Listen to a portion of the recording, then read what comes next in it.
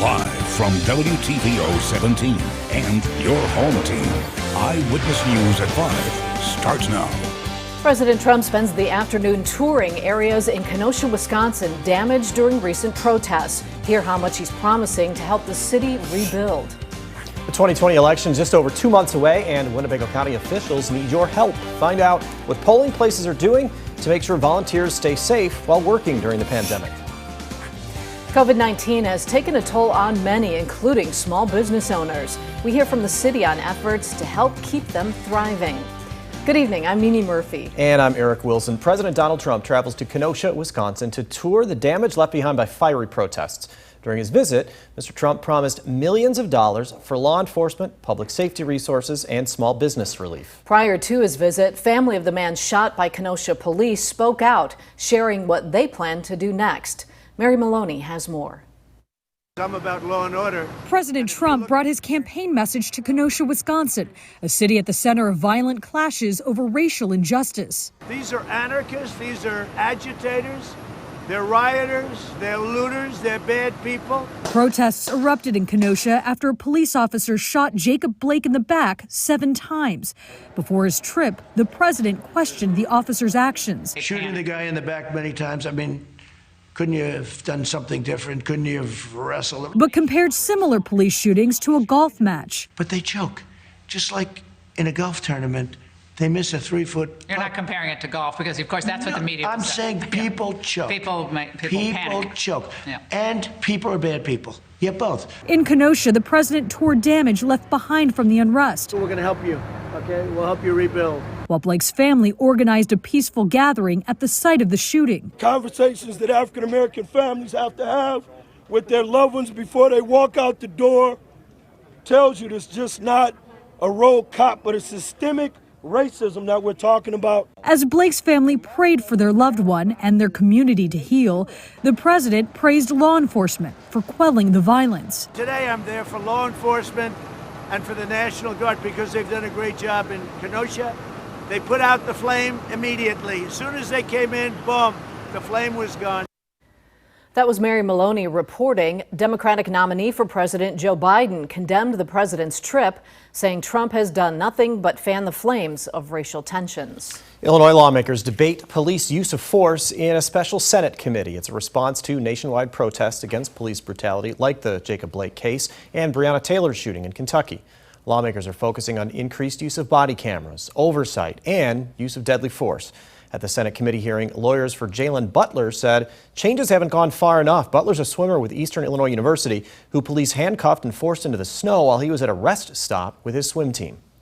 The reforms enacted 5 years ago are not enough. We must make a commitment to change policing in Illinois. Otherwise, we'll face more police violence, more protest, and a future where skin color continues to dictate whether you're killed or seriously injured by a police officer. Some of those proposed changes include banning chokeholds, prohibiting use of deadly force unless absolutely necessary. There's still no official action on these ideas, but it could happen in November after the election. In honor of National Poll Worker Recruitment Day, local election officials are hoping to have hundreds of volunteers sign up before November. Reporter Dylan Strachey spoke with Winnebago County's clerk, who says COVID-19's added an additional strain in recruiting poll workers. We need at least 500 poll workers on that one day just to make sure that we adequately staff all of the polling locations. Winnebago County Clerk Lori Gummo is asking people to volunteer this election day as COVID-19 makes finding poll workers more difficult. Every year, some poll workers, change jobs or they move out of town. So there's generally always a need for recruiting new ones, but it's been especially challenging this year. The pandemic has some longtime volunteers rethinking their decision to help. The average age of a poll worker is 61 or older, so we know right there in that demographic they are at risk. So we're looking for people who are healthy and willing to help out on election day. Polling locations, like the Cherry Valley Public Library, are taking steps to make sure volunteers and voters stay healthy on November 3rd. The library will have sanitizing stations set up right when you walk in, and tape on the floor to mark 6 feet social distancing. We're going to do everything we can to ensure the safety of not only the voters, but also the people spending the time on that day to work and make this a possibility. You know, it is a great civic duty. It's part of being an American, and so everybody taking into consideration what's going on and still doing their part, keeping everybody safe. Scott Dabson from Alpine Lutheran Church, another polling location, says volunteers are essential to keeping people safe while voting. Back in March, they did a great job. When the polling people were out, they did a great job in setting up and making sure that the stations were spaced out and people were using hand sanitizer. It's a very long day. I've done it, but at the end of the day, you feel very satisfied and gratified knowing that you are a part of the democratic process. In Rockford, for your home team, I'm Dylan Saraki. The final countdown has begun for the 2020 census. Census workers in Rockford will be visiting homes that have not responded. The census takers will wear masks and follow COVID-19 guidelines when they show up at your doorstep. The deadline to complete the census is Wednesday, September 30th. According to city administrators, each person missed can add up to $15,000 in lost federal funding over 10 years. For more on how you can respond, find this story on the My Stateline app. Winnebago County sees an uptick in COVID-19. 30 new cases were reported in the last 24 hours. That brings the total to more than 4,200 cases. One patient died. The county also reached a 7-day positivity rate of 5%. That's the highest rate so far in Winnebago County and is higher than the state rate of 4.3%. Of those that do become infected, 96% fully recover. Among many challenges that have come forth during the COVID-19 pandemic, small business owners have endured many obstacles. But the city of Rockford's been trying to help pave the way. Reporter Michelle Rave explains what the city does to get these businesses on the right track. Many local small business owners have found themselves drastically impacted by the COVID-19 pandemic. The city of Rockford is trying to help. The Community and Economic Development Department has given 25 local businesses 0% loans. More than 75% of them are owned by minorities. Like Rosa Robles with Fiesta Tequila Restaurant on Riverside. She says the pandemic hasn't been easy, but she's happy her business will be getting some assistance. We're extremely grateful that the city of Rockford has been there for us. Not all businesses, it's very hard, but with their help, it's going to really help us pull ahead. Coming up at 6, we'll hear from the small business liaison for Rockford about how this help for businesses won't end here. In Rockford, for your home team, I'm Michelle Rave. Stateline farmers get some help covering the cost of this year's fall cover crops. It's part of the Illinois Department of Agriculture's Fall Covers for Spring Savings program. Under the program, farmers can receive $5 per acre discount on crop insurance for every acre of cover crop that's enrolled. This is the second year for the program. Last year, the program helped plant 50,000 acres of cover crops. Those crops help improve the overall health of soil, which could make for a better harvest the next year. More information on how to apply will be up at mystateline.com. The U.S. Department of Agriculture says it's time to return to pre-pandemic rules for SNAP benefits. That means applicants will once again be required to prove their income's low enough to qualify for food assistance. Officials say states will have some wiggle room, but some experts worry millions of families could fall through the cracks. Raquel Martin is keeping you connected to the nation's capital.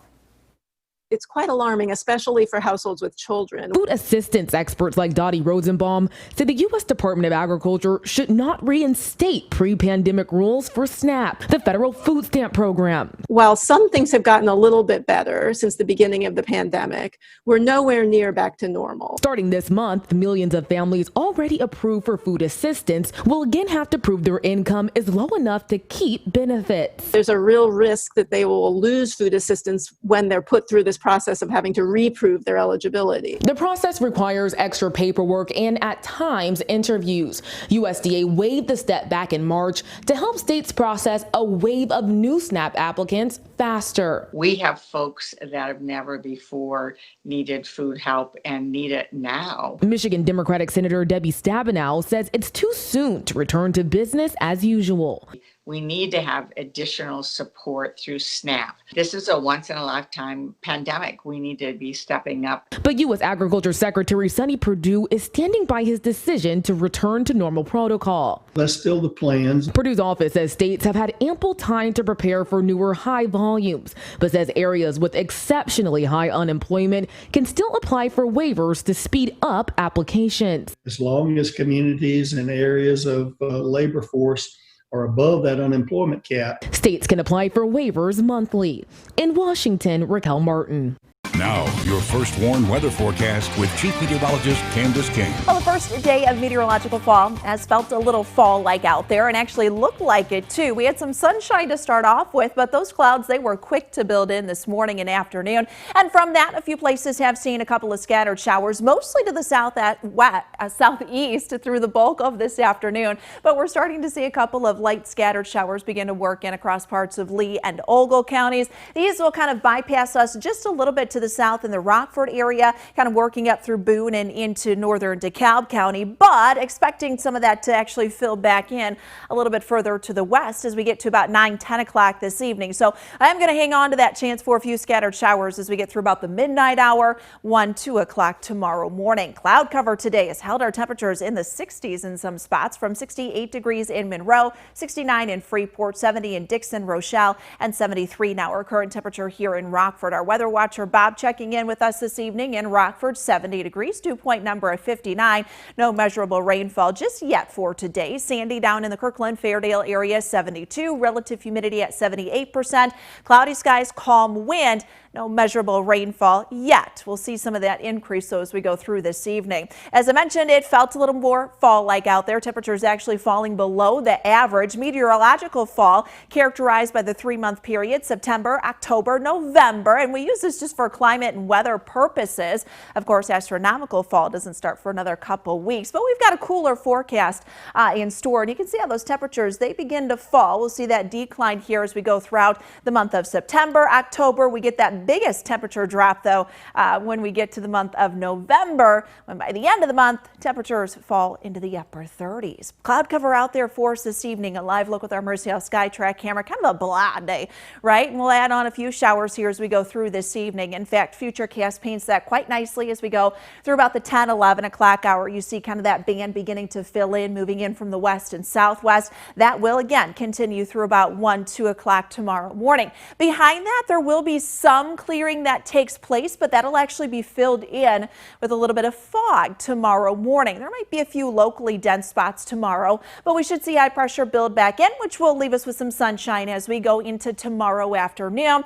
Thursday will also be another fairly dry day. There is a cold front that comes through on Thursday afternoon, but that front looks to come through dry. We do pull in a little bit of moisture, but there's not a lot of forcing with that during the afternoon on Thursday. So what we'll likely just feel is a little bit more of a cooler air mass come in and the winds picking up too. This means the end of the week and the start of the weekend should be fairly dry. Now I mentioned that wind, it is going to be picking up with that front first from the south on Thursday, gusting to about 30 miles per hour, and then back behind that front we could see those winds gusting again 30 to 35 miles per hour as we go into Friday. So not only a cooler end to the week, but also a little bit more on the windy side. Temperature tonight down to 60, tomorrow night down to 62 after we make it back into the 80s tomorrow. So we see some warming for tomorrow afternoon, and Thursday should be another relatively warm day. Mid-70s, comfortable but windy Friday. And then look at that, the end of that 7-day, we got a 68 on the forecast. Now, the Napleton Sports Desk with Sports Director Scott Leber. Well, the White Sox had a heck of a month of August, and they'll take a September just like it if they can get it. They go into their game tonight against the Twins alone in first place in the AL Central. They've won 12 of their last 14 games. They finished August with a team record 54 homers, the most ever in a single month. And Luis Robert has jumped to the head of the race for Rookie of the Year honors. He had a walk-off home run Sunday. Last night he hit this home run that tied up the game in the 7th. And he had a ground rule double in the 9th and scored the winning run. Tonight it's Dallas Keuchel's turn in the rotation. The Cubs are also in first place after a night off yesterday. They get back at it this evening in Pittsburgh with John Lester pitching. We're not likely to know until a week from Sunday who the Bears' starting quarterback will be in the opener in Detroit. By all accounts, the competition between Mitch Trubisky and Nick Foles in camp has been tight. Matt Nagy was asked which quarterback will get the job if the competition ends up in a tie. What I would do and what we would do in that situation is make sure that that I'm listening to the coaches on our staff and we get opinions as to where we think and the why part. And then whatever decision it is, if it is that close, we go with. In the end, it's going to end up being my decision as the head coach, but we all do it collectively. The Packers held a scrimmage this past weekend that put the cap on their training camp. They still have work to do this week and roster cuts to make at the end of the week. All in all, Matt LaFleur likes the effort his guys have put forth so far. We feel good about what we've asked our players to do. I feel like the energy level, for the most part, minus a couple days late in camp, was spot on with our guys. I feel like they've gotten better. In the NBA, the Raptors and Celtics are underway in Game 2 of their series. The Raptors lead 34-31 in the second quarter. Tonight, we have NBA playoff action here on WTVO. Game 7 between the Jazz and Nuggets starting at 7:30. We've got a few scattered showers out there this evening. Our first Warn interactive radar brought to us by Rockford Auto Glass and More. Temperatures in the 60s tonight, a little more sunshine tomorrow. Take any rain we can get. Thanks, Candice, and thank you for spending some time with us. Stay safe.